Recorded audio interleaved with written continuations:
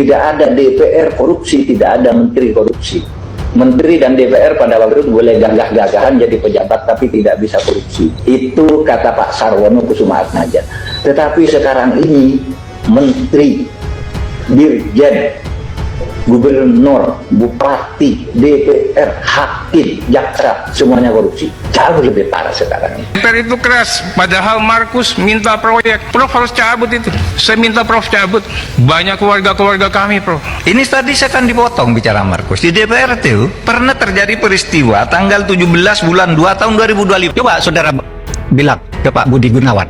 Pak Budi Gunawan, menurut Undang-Undang BIN bisa diancam 10 tahun penjara. Berani enggak?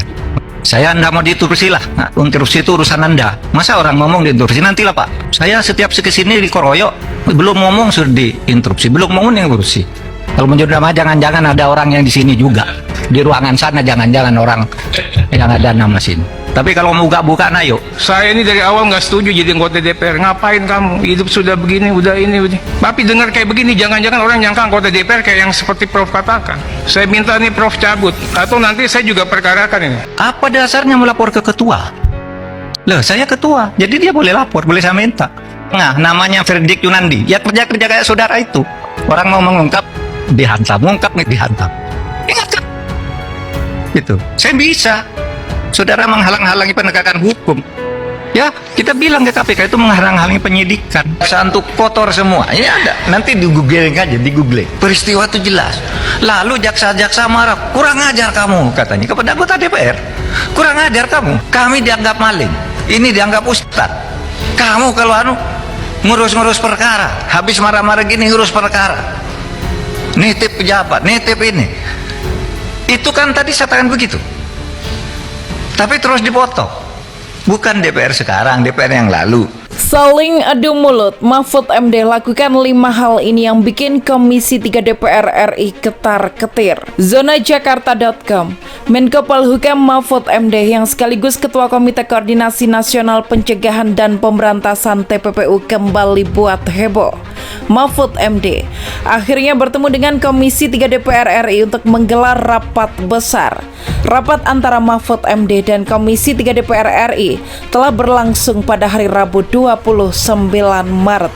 Rapat itu juga berlangsung cukup lama, dimulai pukul 3 sore sampai 11 malam. Tujuan dari pertemuan dua pihak ini adalah untuk membahas transaksi mencurigakan yang buat heboh publik. Sebagaimana yang telah diberitakan, Mahfud MD bongkar adanya transaksi mencurigakan bernilai fantastis di lingkungan Kemenkeu. Pernyataan Menko pun menyeret-nyeret Sri Mulyani sebagai Menko maupun PPATK sebagai penyidik. Dengan banyaknya spekulasi liar yang berkembang, buntut dari pernyataan itu pun berakhir dengan rapat ini.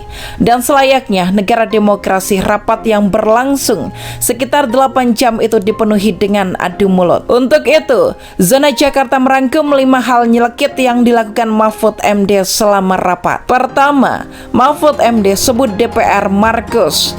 Hal nyelekit pertama adalah perkataan Mahfud MD yang menyebut DPR itu Markus. Markus sendiri adalah kependekan dari makelar kasus. Menko bermaksud menyindir DPR Markus karena melihat dari track record instansi tersebut bahwa ada anggota DPR yang suka marah-marah tapi ternyata hanya sekedar titip kasus. DPR ini suka aneh, marah-marah, tahu-taunya Markus, sebut Mahfud MD. 2. Perkataan Menko sering diinterupsi. Sebagai tamu yang diundang Komisi 3 DPR RI, Mahfud MD diberlakukan kurang menyenangkan selama rapat karena pasalnya terlalu banyak yang menginterupsi dirinya sehingga tak dapat fokus ke pembahasan utama. Kebanyakan interupsi tidak selesai kita ini, giliran saya melakukan itu malah dituding yang enggak, kata Menko. Ketiga, Mahfud MD tidak takut keluar rapat. Hal nyelekit ketiga adalah pernyataan Menko yang tidak segan keluar ruangan jika memang para dewan mengusirnya. Dengan nada menyindir, Menko tegas menyebut anggota DPR suka memojokkan dirinya. Kalau ada yang berteriak, keluar saya iyain, saya punya forum sendiri.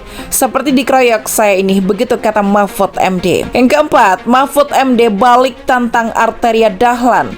Mungkin poin keempat ini adalah yang paling mencuri perhatian publik.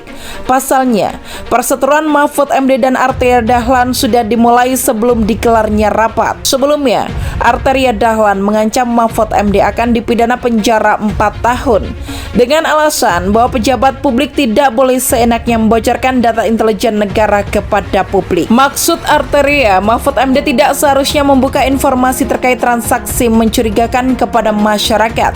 Dan pada hari Rabu itu, Mahfud MD menjawab tantangan Arteria Dahlan, bahkan mengancam balik. Mahfud MD menyorot Kepala BIN Budi Gunawan yang juga melakukan hal yang sama, bahwa sejatinya Budi Gunawan membocorkan hasil intelijen kepada Mahfud MD. Dengan begitu, Menko kembali mengancam Arteria Dahlan apakah berani melakukan hal yang sama kepada Kepala BIN, yaitu menyudutkannya dengan ancaman penjara 4 tahun. Apakah Anda berani begitu ke Kepala BIN? Budi Gunawan itu anak buah langsung Presiden, tapi setiap minggu saya dapat laporan resmi darinya, pungkas Menko Polhukam. Yang kelima, berani buka-bukaan nama. Dan terakhir, Mahfud MD dengan tegas berani buka-bukaan nama yang terlibat kasus TPPU. Menko bahkan menyebut bisa saja orang-orang yang terlibat berada dalam forum tersebut. Kalau mau buka-bukaan nama, ayo kita buka saja, tegas Mahfud MD. Jangan-jangan ada orangnya di sini juga atau di ruangan sebelah, tapi kalau buka-bukaan, ayo sambungnya.